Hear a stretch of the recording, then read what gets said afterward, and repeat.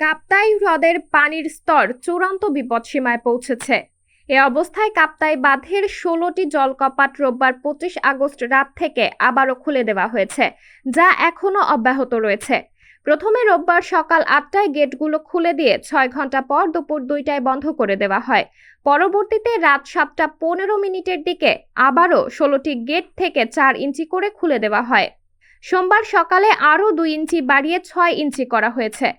কর্ণফুলী পানি বিদ্যুৎ কেন্দ্রের সূত্র জানায়, কাপ্তাই হ্রদের পানি ধারণ ক্ষমতা এখন একেবারেই সর্বোচ্চ পর্যায়ে রয়েছে।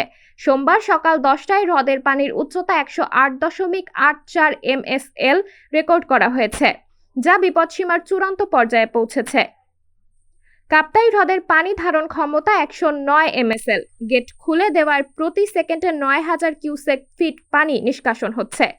কাপ্তাই পানি বিদ্যুৎ কেন্দ্রের ব্যবস্থাপক ATM আব্দুজ্জাহের বলেন, পানির স্তর অস্বাভাবিকভাবে বৃদ্ধি পেলে স্পিলওয়ের গেটের খোলার পরিমাণ পর্যায়ক্রমে বাড়ানো হবে। সাবরিনা জলিল, সবার কথা।